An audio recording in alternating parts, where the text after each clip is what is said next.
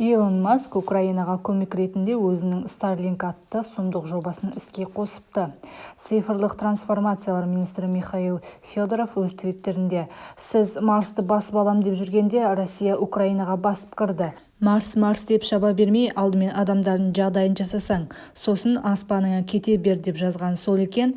Ғарышты, мұнайшыларды, банкирлерді тізе бүктіруші Илон Маск бірден: "Starlinkті Украинаға қосып қойдым.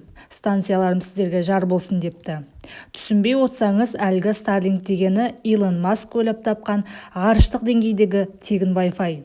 Демек, әлемде интернет істемей қалса да, Украинада Facebook парақшасында отыра беруге болады. Ақпараттық соғыста бұл өте маңызды деп ойлаймыз. Бұл соғыс екі елдің ғана емес, бүкіл әлемнің, бүкіл корпорациялардың соғысы ретінде тарих беттерінде қалары сөзсіз. Сіздермен болған Өсек Ньюс, каналға тіркеле кетіңіздер.